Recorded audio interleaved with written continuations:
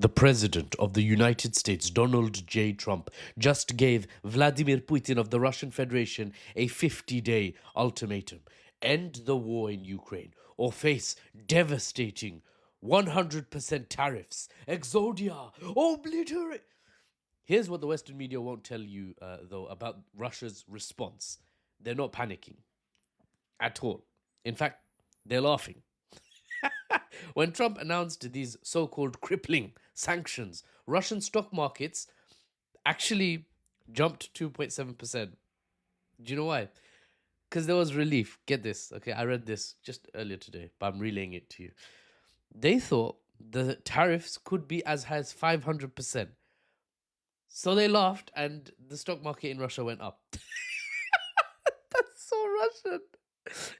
So Russian. They expected much worse, right?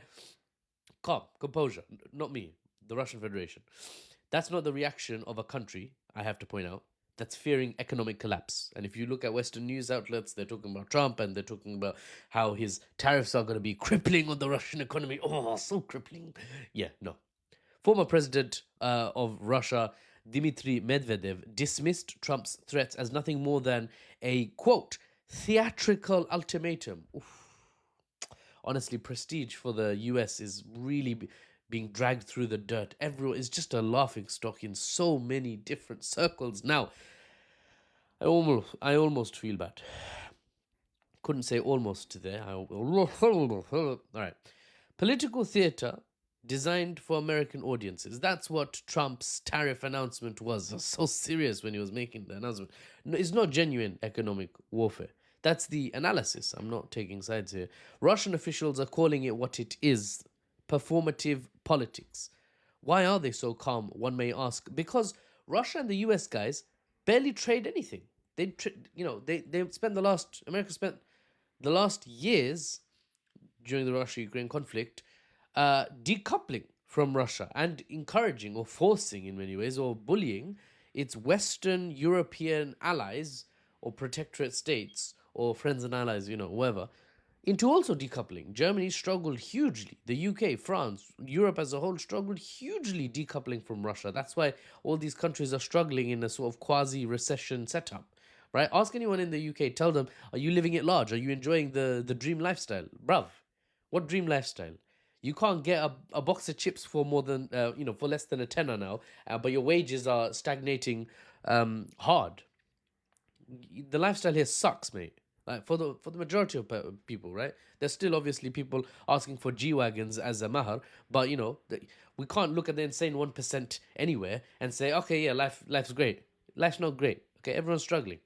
Now, direct trade between the Russian Federation and the United States of America has virtually disappeared. That is, unquestionable. Trump's 100% tariffs, therefore, do nothing, or almost nothing. What they do, what they do is affect secondary countries, secondary sanctions that Trump talked about. I talked about in my last video, where he'll be punishing countries that buy Russian oil and Russian goods, not punishing Russia directly, punishing those who support Russia, right, by trading with them. Slapping 100% tariffs on them, right? Now that's economic warfare by proxy, but the gravitas of even that is lost because for Russia, they're not particularly concerned. Theirs is a resilient, global south-oriented, China-connected juggernaut of an economy. It's not colossal in Russia in size, the Russian economy, but they're doing all right for themselves. Let's just put it like that, right? These threats, therefore, mean very little to them. And they see through Trump's deal-making tactics, right? This is the art of the deal again. They see through it. They're like, we're calling you out on it. Fine. Hit us with the tariffs. We're ready for 500%. You only gave 100%. No problem. We will laugh our way to the bank that is not connected to SWIFT anymore because of that. Anyway, the real story here isn't Russian fear. It's Trumpian... Is that word? It's a word now. It's Trumpian upset. Why won't these countries listen to me? I'm the president. I thought they would listen, especially when I use my favorite word, tariffs. Right? The man who promised to end this war in 24 hours is now resorting to the same sanctions playbook that failed under Biden. Sleepy Joe. You're following orders from Sleepy Joe. Right? Russian state media is highlighting the whole irony of the situation. Trump campaigned on his personal relationship with Putin, yet he's now calling the Russian leader untrustworthy. What is Trump also untrustworthy then, by any chance? By any smidgens of a chance? Putin's calculation is simple. The Russian state response. Weigh out the 50 days that Trump has set as a deadline and see if Trump will actually follow through. In the meantime, continue bombarding Ukraine because the West is giving them a lifeline, just enough to survive, mind you, not enough to win, just enough to survive, just enough to keep being that speed bump that Russia has to drive over, that gravelly road, that beach where there's no sand, the terrible beaches like Brighton where there's no sand. How depressing. Oh, what kind of fake beach is that? It's like, sorry, wow, that was such a tangent. No, Ukraine is being used, guys, as a speed bump because the Western powers are supporting Ukraine not to win, just to delay Russia.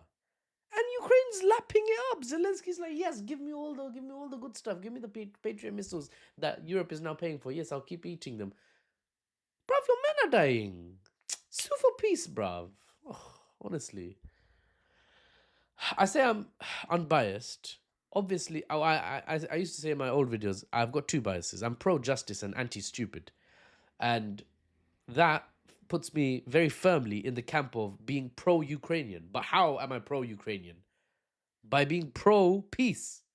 Sign a deal, you idiot. I'm going way off script here today.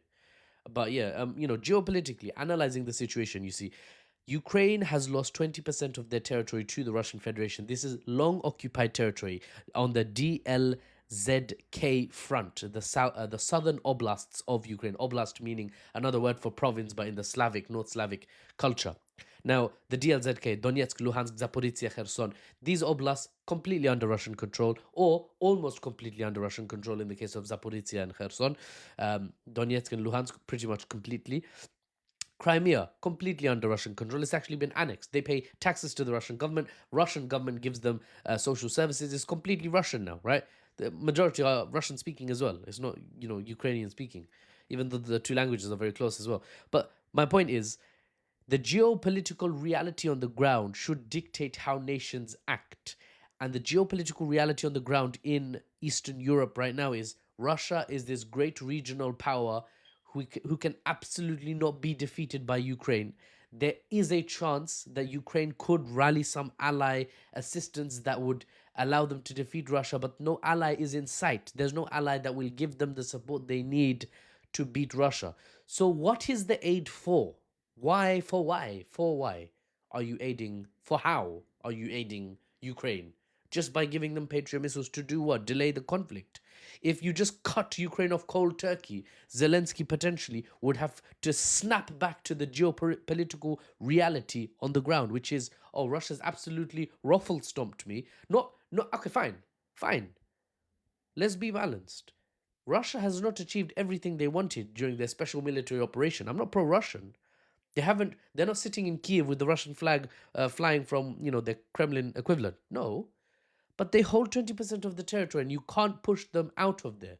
So sign a peace deal, hand over the 4 oblasts, and then pick your country back up. This shattered husk of a country, this almost rump state with almost no access to the Baltics, the Baltic Sea. Don't just what are you doing? Why? I don't understand. Well, I do understand. Zelensky's priority is not the welfare of the Ukrainian people and the Ukrainian state. His priority is alignment with the EU and potentially personal benefit. I'm not giving that as a fact. That is a speculation based on my analytical assessment. Zelensky doesn't care. Because if he did, if I was the Ukrainian leader, I care for my people, you have to sign a peace deal. This is not, a resistance movement. Ukraine is a sovereign, established country. Sign a peace deal. You're not a resistance movement. Then the situation is different. You're not a stateless people. The Ukrainians aren't stateless people. You have a state, and it's actually really well aligned economically with the West. They would love to trade with you. So sign a peace deal. Get on with rebuilding your economy. But Zelensky's like, niet.